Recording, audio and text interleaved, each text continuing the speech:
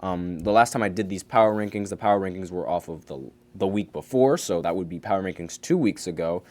The power rankings that I have on this list currently are from last week, and I will reveal the ones that have come this week, the ones that have just been released. So the ones last week, Boston was number 1, Clippers were 2, Sixers were 3.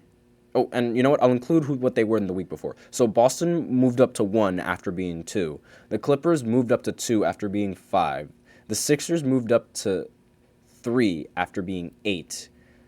The Nuggets moved down to 4 after being 3. The Thunder moved all the way down to 5 after being 1. And then Minnesota moved all the way down to 6 after being 4. The Bucks are the only team that have not changed, and they've remained the same. They're at 7, which makes 0 sense to me because I feel like they are so much better than just 7. The Pelicans moved down from 6 to 8. The Phoenix Suns move up from 14 to 9, and the Mavs stay. Actually, no, the Mavs are the other team that stay the same. My apologies. So those were the rankings from. Those were the power rankings from last. Those were the power rankings from last week. So without further ado, I might as well go ahead and give you the power rankings of this week. So number 1 is the Clippers. Now, I fully expected that the Clippers would end up taking the number 1 seed from Boston simply because they beat Boston at home, and Boston's really difficult to beat at home. So I'm really not surprised with the Clippers being the number 1 rated team in the power rankings right now. Go Clips, even though I don't want them to necessarily go anywhere. But regardless, then second is Boston Celtics, obviously dropping from 1 for reasons that I've already said before. No need to dwindle on that. The Denver Nuggets moved all the way up to 3, which is honestly very surprising to me because I figured that the Sixers would take that 3rd spot instead of Denver, and Denver would stay at 4th. But maybe the Sixers are going to end up coming in at 4th. I don't know. I'm looking at this list live right now. Yep, the Sixers end up coming in at 4th. So they end up taking a tank for, I guess because their bench lost to Denver. That's why Denver gets the slight edge. But again, like the Sixers bench was able to make it competitive. So the fact that the bench was able to make it competitive against starters shows that like the starting lineup must be really good, right? So that's 4, and we move on to 5, which is OKC, which I'm surprised has remained the same. I'm honestly surprised that OKC has remained the same simply because of how badly they lost to the Pistons. But then again, the rest of the teams under them, they're like really, they might be a little bit suspect. But I'm very surprised that Oklahoma City stayed the exact same. But at 6 is the Milwaukee Bucks. I expected them to move up at least once after their recent games. No surprises there. They've been playing really decent. They've been playing really well. They could play better, which says a lot because they're the 2nd team in the East, and I think they could play better. Minnesota moves down to 7 after being ranked 6, which honestly is generous for them, seeing as how they lost to Charlotte and the Spurs. I would have personally taken them out of the top 10 entirely. And I would have replaced it with the New York Knicks, who are actually the 8th on this list. Wow, look at that. They jump all the way up from 12 all the way up to 8. Nice. So obviously, like the Knicks, they're rolling. The trade proved to be a success. They're ranked higher than Phoenix, who hasn't moved from last week, which kind of makes sense. Recently their games have been a little bit iffy. Like Devin Booker has his productions, obviously, but for some reason they just don't end up winning the games that he scores so many points in, and I don't understand why. It's so weird that it only happens to him. He scored 71 at one point. They lost. He scored 60 at one point. They lost. 70 in a completely different season, by the way. Don't think he scored 70 this season. He didn't do that yet. Just wait. Just wait. Might happen. Who knows? And then the 10th team is the Cleveland Cavaliers. Now, they moved the Mavs completely out of the top 10 Like, oh my, they're all the way down to 14. Good lord. But we'll only focus on like the top 10. I really thought that the Cavs would be over the Knicks, but again, being 10 and not even being completely healthy is really, really good, because Darius Garland, if I remember correctly, Darius Garland is still out. Let me go ahead and check just to make sure that I am correct on that without my internet losing a leg.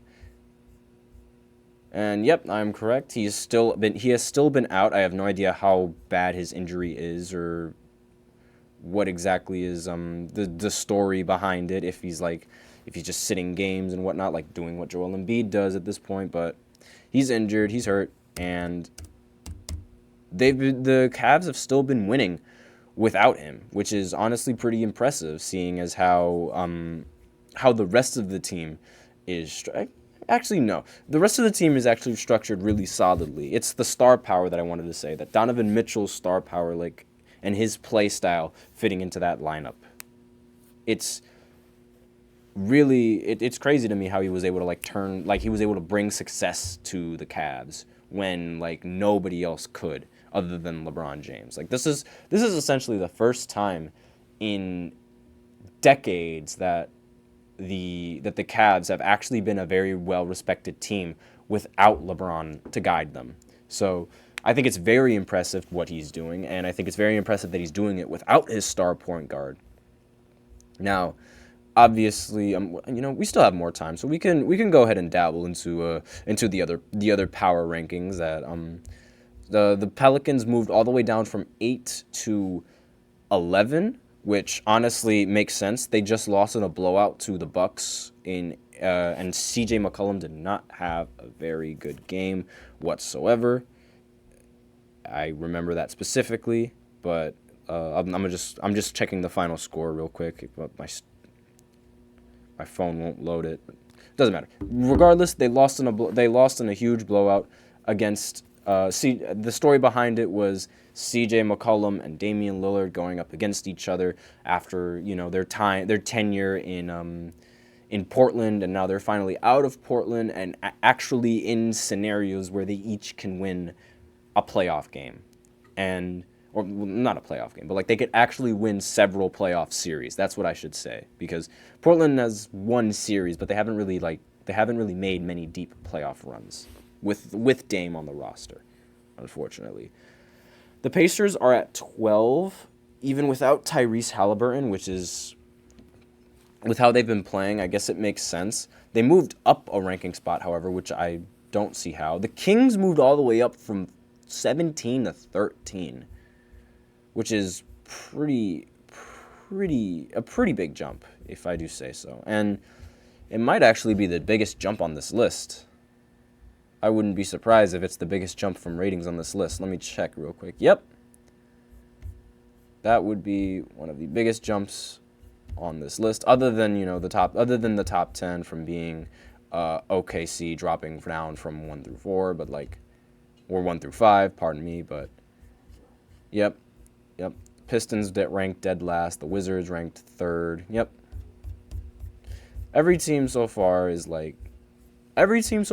where I expect them to be in these power rankings. As of right now, these power rankings are really good. I definitely see this as the Clippers are definitely the best team in the NBA right now, with the Boston Celtics being second. And the only thing that I would probably change is flip-flopping between Denver and the 76ers. And I would put Denver a little bit lower and the Sixers a little bit higher, simply because their bench was, in my opinion, much better and had a much better night. I don't think their starters are better. I don't think the starters are better than. I don't think Philly's starters are if they matched up against each other, are better against the Nuggets starters, but their bench definitely showed that they were. The bench showed that they were a very competent and a very strong bench. So obviously it's I don't think I don't think the Thunder deserve to change, obviously, because of that terrible loss. They deserve to go down. The Bucks are a little bit like they aren't playing very well, but at the same time, I don't really. It's hard to see them as a six, as ranked 6 behind OKC. In fact, you know what? I might actually go ahead and flip those two, Oklahoma City and the Milwaukee Bucks, because at least Milwaukee doesn't lose to Detroit. So I might just flip-flop between those. So now we have, and then Minnesota. I might put the Knicks over them, just because like I've seen the Knicks make noise in the playoffs, and like I think they are the better team. But I'm honestly like I wouldn't mind if it's like 7 and 8. Like they're both neck and neck. They're both right there. And the Knicks did make a jump from 12 all the way up to 8, which is honestly very impressive. Phoenix, I wouldn't change a day. And Cleveland is in a pretty good spot as well. So with those power rankings, I think hold on, let me just find the name of the author real quick of the article. I believe it's John Schumann. Yes, John Schumann. Pardon me for if I mispronounced that name. But John Schumann definitely did a great job with this list. I really like it. Great list. Definitely expect me to do these segments like all the time, like on Mondays afterwards, because I feel like I like this segment. I like always having going over the power rankings and seeing like who we think, or like who the media thinks is the best team in the NBA. But with that, we are out of time for this podcast. Thank you so much for tuning in.